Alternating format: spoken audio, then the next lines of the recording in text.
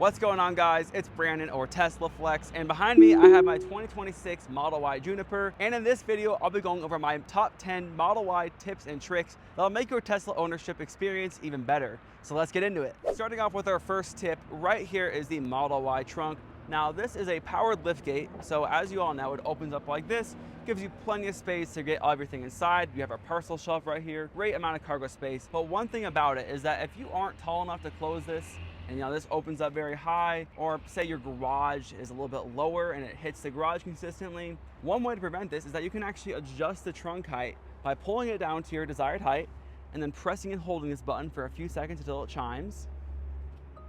And you just heard that chime, so now I will close it. And when I open it back up, it will open to my height that I set. Now the cool thing about this is that this is not limited to every location. So you can have it set the height from one location to another. So say your garage is lower, you want to have it open lower. At that location, you can set it to do so. But if you want to have it set, say at a grocery store, to open to full height, then you can do that, and you can have it set to only save this specific height to one location. So let's actually hop inside just to kind of quickly show you how you configure that in the settings. So right here in the car, you'll see on the screen, it says new trunk height saved for this location. So you can either clear from this location or save it as a default. And if you want more information about it, you just tap right here and it gives you all the information you need to actually, customize your trunk. So the cool thing about this is that it's not limited to just saying, I want to have this trunk height open, the trunk open at this height all the time. You can have it set for home, for work, for basically wherever. So it's pretty nice that Tesla added that. This is more of a recent feature, but I definitely think it's something that you'll find really useful. So let's get on to our second tip.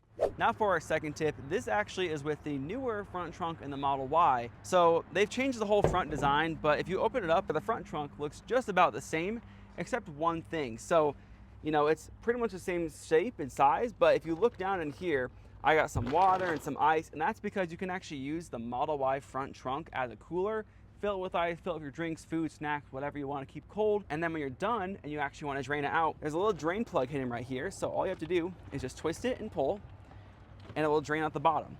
So here you can see it comes down the sides, and it will, just come out the bottom, which is super convenient. And then of course, once this dries out, you just want to dry it out a little bit, just so you don't get any mold or anything like that. But very convenient, definitely nice to have. And there's also some more stuff you can do with the front, so I'll show you that in just a second. Now that my front trunk is all dried up and ready to go, I can get the drain plug right here, and all I have to do to put it back in is just get it back in and twist it shut. And right here I have the Tesla frunk dividers. Now these are $45 on the Tesla shop, and if you look at this frunk right here, you can see on either side we have these two little slits, and that's because you can either put the frunk divider right here or right here, and of course right here or right here. Now I really like these because it actually kind of allows me to split the frunk up a little bit, so I can have my charger in the middle and then some stuff on the sides. It won't slide around like crazy. Also, if you have groceries, this is really perfect because you don't have very many groceries. You just kind of put them in the frunk and not have to worry about them sliding everywhere when you're driving around.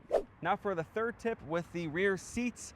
These are actually a little bit different than the previous generation. They do look different. They have perforations all over them, but they're actually fully powered up and down. So I want to show you a few things about them. That way you can know this when you get your Model Y. So with these new Model Y seats, the buttons for folding are still in the same exact area. So when I press both these buttons, you can see the seats fold down automatically for me. Now the nice part about this is that I no longer have to go and try to open the door and reach each one and push it up from the side. I can actually just go right here and press the button again, and it folds the seats up for me automatically. Now the back is not the only way to fold and unfold the seats. Now you can go into the seats tab right here, and you'll see it says fold on both of these. So I press this one right here, it will fold the seat down automatically for me, which is super convenient, especially because I can do it from the driver's seat. But then if I'm in the driver's seat and I'm right here, the seat can't easily fold down. If I tap right here to fold the seat, it will say, to fold the second row seats, the driver's seat will temporarily adjust its position. Ensure the surrounding area is clear of obstacles, then press OK to proceed. So, everything's good around me. When I click OK, it moves my seat up a little bit. That way I can fold that seat down. And then once the seat's down, it puts me back in my position. So pretty cool integration right there. And of course, same thing, I press that, it says, you're in the way. Just make sure everything's clear. I click OK, moves me forward, puts the seat back up. Same thing, and if nothing's in the way, it just folds back up like you would expect. Now you're probably wondering, how do I adjust the seats in the new Model Y? Because in the previous Model Y, if you could look right here, there used to be a little like latch right here that you could pull to adjust the seat, but because they're fully powered now, Tesla has changed that as well. But if you look right here on the side of the seat, you'll see that there are two buttons. And if you look closely, it looks like there's two actions. One kind of is like a little bit grayed out more than the other. So it's, pretty straightforward. If you lightly press in the back, it folds, or it doesn't fold my seat back. It adjusts my seat to lean back. And if I lightly press it forward, it adjusts my seat forward. Now you can actually do this on the center display as well. So if you look right here on the screen, you can see there's these little arrows right here.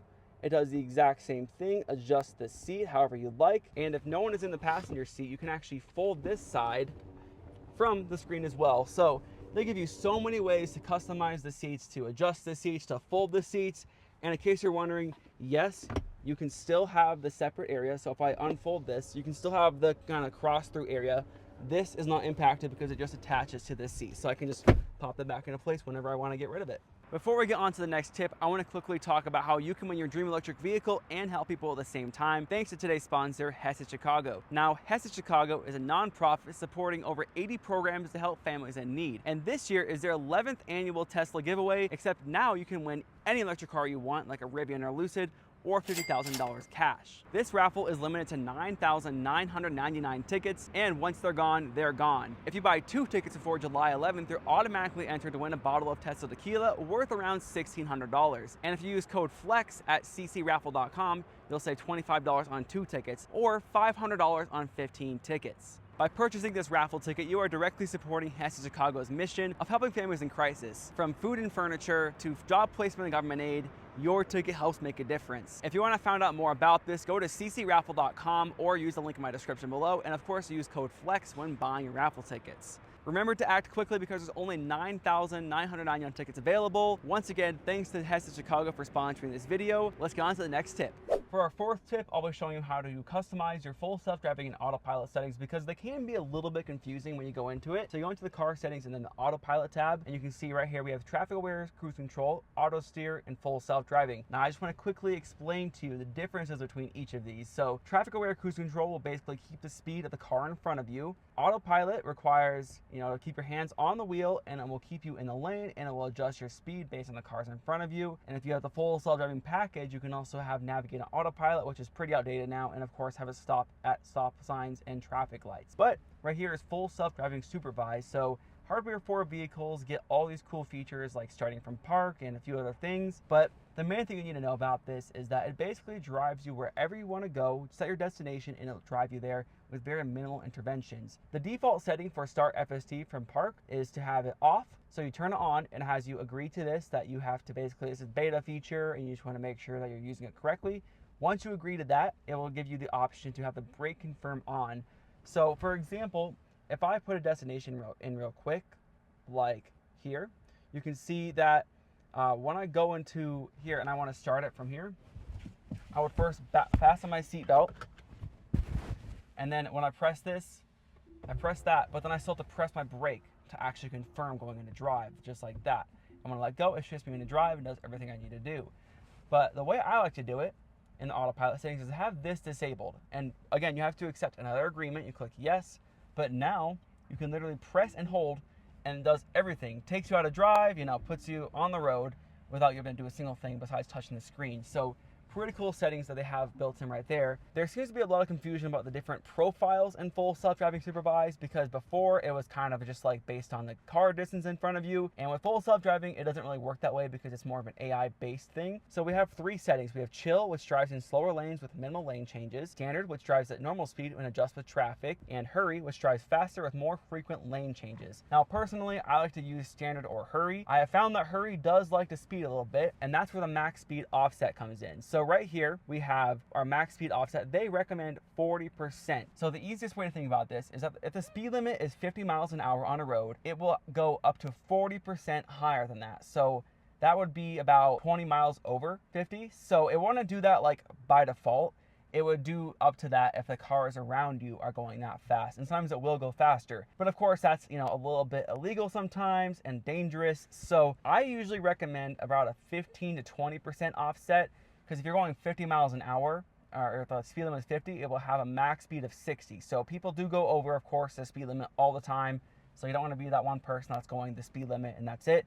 So they give you this option to kind of have it go a bit over based on the cars around you. So I go around 15%, 20%. Right here is the expanded full self-driving visualization. So as you saw, when I go into full self-driving or when I go into drive, you can see I have basically, this is the park assist, but I have all the view right here in the full self-driving when I enable it. Now we have a few other features. This is actually Smart Summon, or you know how Tesla likes to abbreviate it. This is an advanced version of Smart Summon, uses only cameras, and I can actually show you in a second just how cool it is to use. You can also customize the summons. So right here we can have it have a completion sound. So when it's done, it can literally just do like a drum noise, or you can have it make a fart noise when it's done, or you can have bumper clearance for different types of when you're pulling it into the garage and such. And then of course standby mode, which allows you to basically have it on or off for specific things to make it easier to summon your Tesla. We have a few other things in here. A speed limit warning. This is just part of the autopilot thing. So you can either have it off display, which just kind of makes it bigger on the screen when you're driving.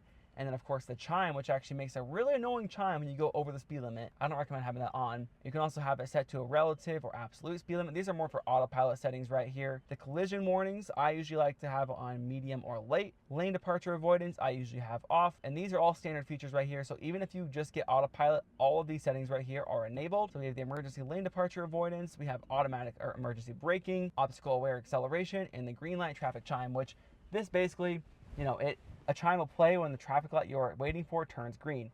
If you're waiting behind another car, the chime will play when that car advances, unless autopilot or traffic aware cruise control or full self-driving are active. When traffic light and stop sign control are activated, a chime will play and you can confirm to proceed through the traffic light. So that's like a bit outdated, like you wouldn't really use that. But if you're not using full self-driving or autopilot, this is a standard feature. And honestly, it's like something that I wish a lot of people would have in other cars, because the amount of times I see people on their phone and they're at the front of the light and the light turns green, or like the left turn arrow turns green, and they just don't move. Every person could benefit from having a little chime go off when the light turns green, even if you're not using full self-driving. It's definitely a nice little feature to have.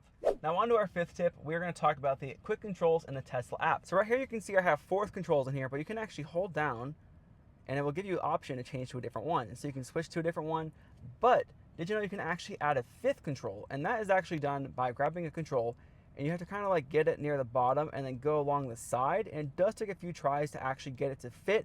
You're really just like jamming the fifth control in there. There's really no right way to explain how it works, but you just want to get it until you get to the point where if you look closely or on the side of the screen, you can see there's like a little gray thing. When you release, it adds a fifth control. And from there, you can go and customize them however you want.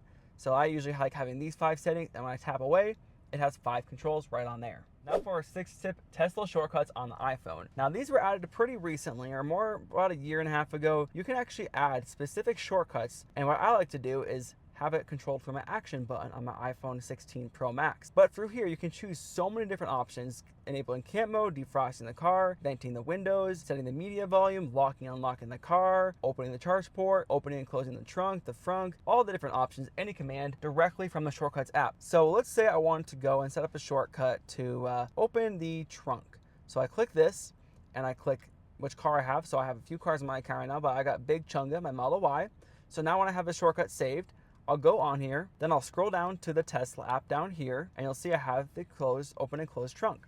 So let's actually just hop out real quick so I can show you how it works. So I'm back here in my Model Y's trunk, and to open it, all I need to do is either press this in the Shortcuts app, or I have it actually paired to my action button, so I can press right here, and it opens the trunk just from pressing my action button. So pretty cool feature you can do, and you can do this with basically any control in the Tesla app. For our 7th tip, I want to talk about the emergency release latches on all of our doors. In the case that you do need to use them, the car battery is completely dead, you can't press the button to get out like normal, there is a way to get out from the front doors and even the back doors in the Model Y. So the first way to get out with the Model Y, if your power is out, is with the emergency release latch right here, which has actually been kind of updated in the refreshed Model Y to show that this is for emergencies. I think it's a bit confusing still, but essentially if the car is dead, you pull this up, and you can open the door. Now, one thing to mention is that if the car does have power like it does now, and I use this, it actually still drops the window down. So you can see, I do that, it drops the window, but no power, it will not drop the window, which can cause issues right here because it could, damage the window trim or even potentially break the window. So always be careful. And one thing I always recommend is that if your Tesla is going to run out of battery on the side of the road, roll your window down, or roll at least one window down so you can at least reach in and pull this if you need to get inside the car after it's dead. Now, in case you're in the back seat and you need to get out of the Model Y in emergency, there is a way, but it's not very obvious, so I want to make sure that everyone knows. So right here you can see we have a very similar door to the front, except there's nowhere to pull right here, and that's because the emergency release latch is hidden right down here.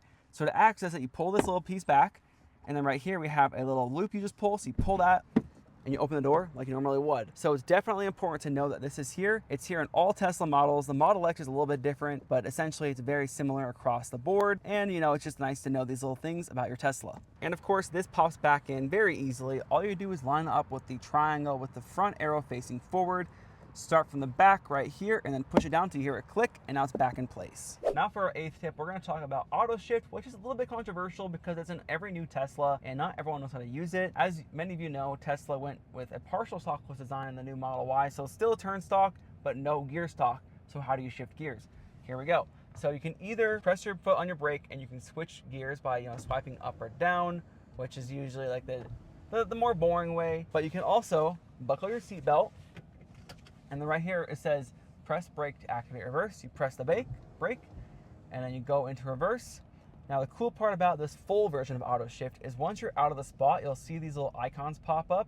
To activate drive, you press your foot on the brake and turn the wheel. And just like that, it shifts into drive. So it makes it very easy to do these 3-point turns or just parking of any type. And of course you can always still press this or just press the brake. And then if for whatever reason the screen isn't working, there is a backup to this. So if you look up here at right here, this is actually the emergency shifter. You can't see it very well, but when I press right here, they pop up. So we have the park, reverse, neutral, and drive. And again, I'm pressing my foot on the brake for all of these.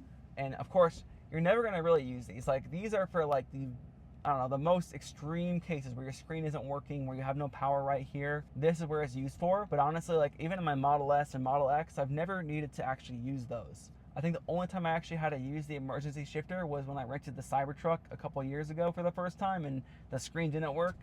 So yeah, it's very easy to use. I really like auto shift. And of course, shifting and drive and reverse is still regular, pretty easy to do with the screen. But of course, you don't need to rely on the screen for any of that.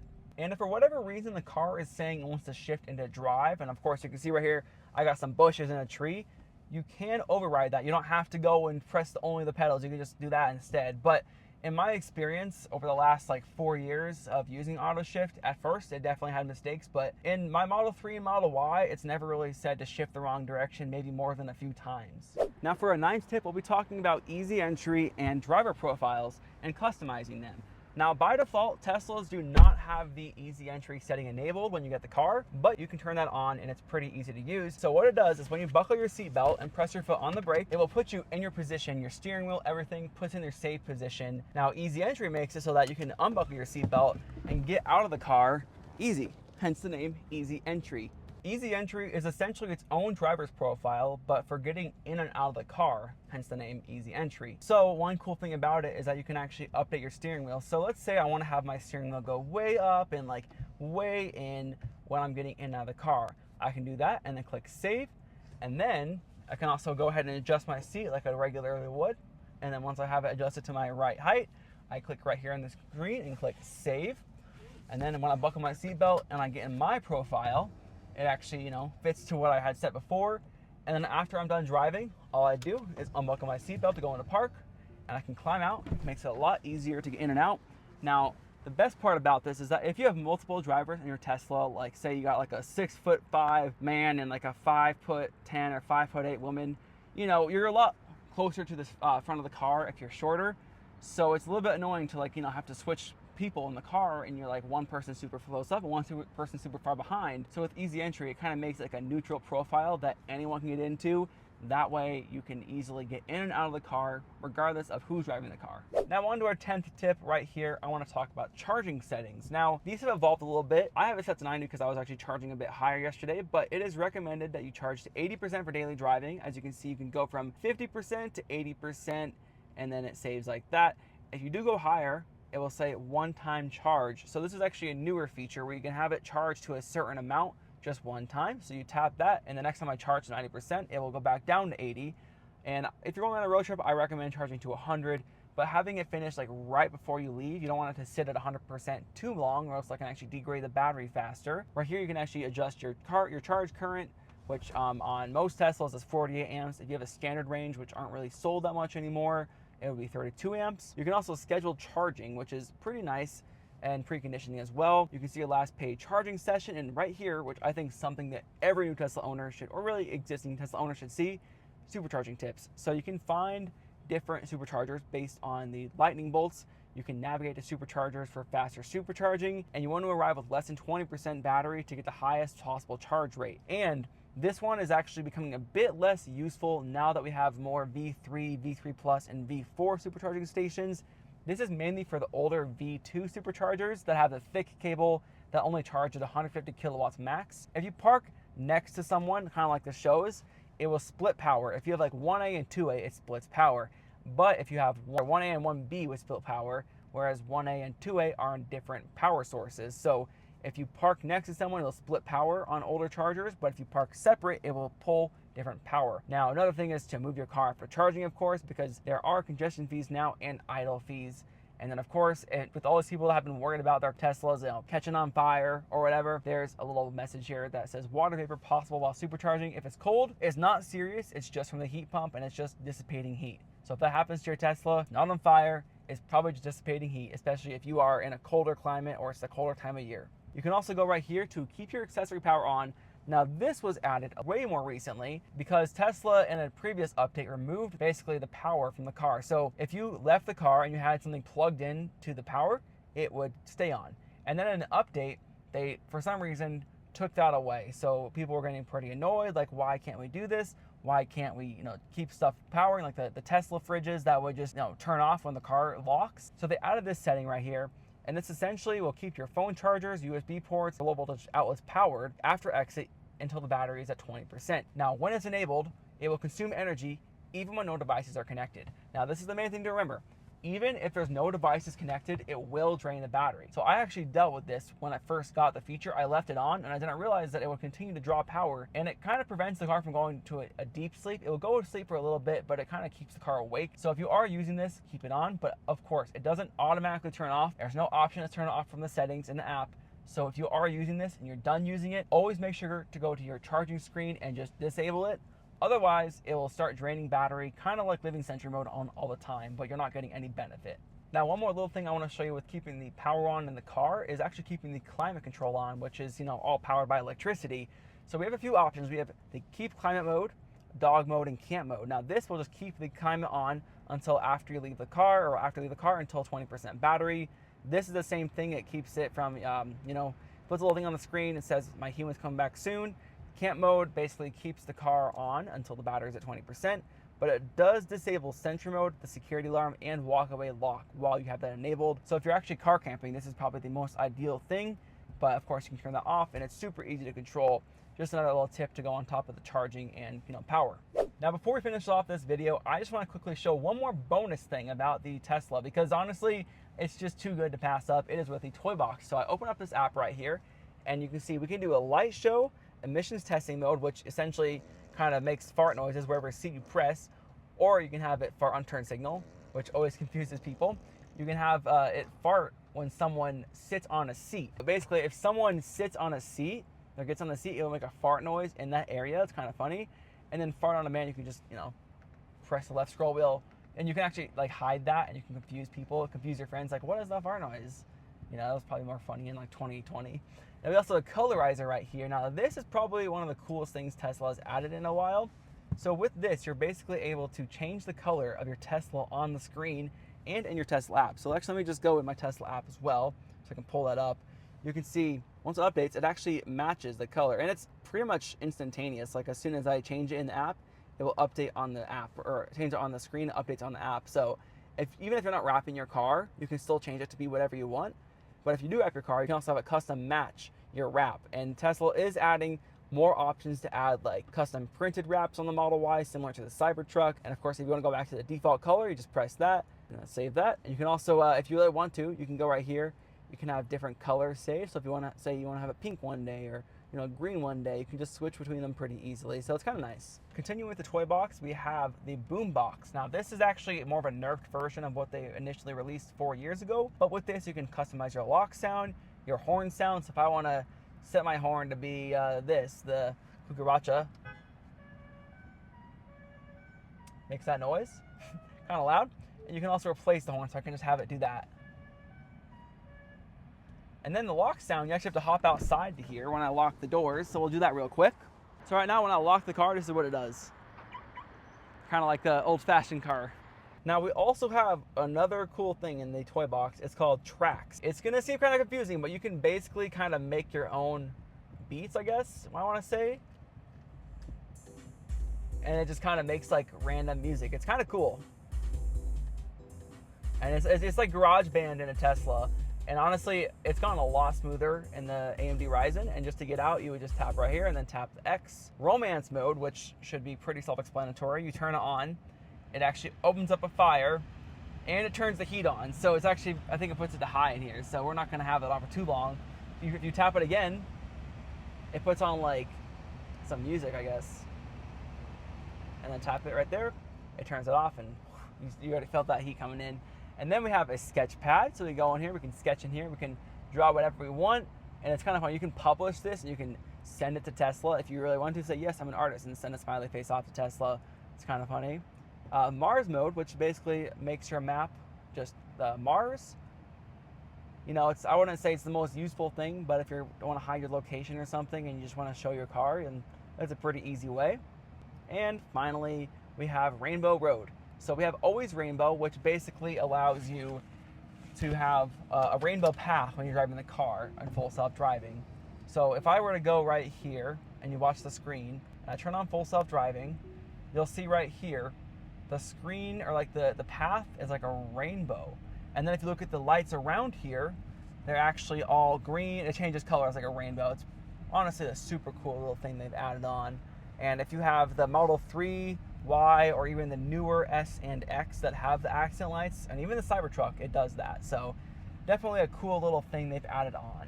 All right, guys, that just about wraps up this video. Again, thank you to Hess Chicago for sponsoring this video. More details on that raffle in the description below. If you enjoyed this video, don't forget to hit that like button. Subscribe if you haven't already. And also, don't forget to let me know down in the comments below if you have any questions about the features I talked about in this video, or if there's anything else you want to see in future videos. Thanks again, guys, for watching. I'll see you in the next one.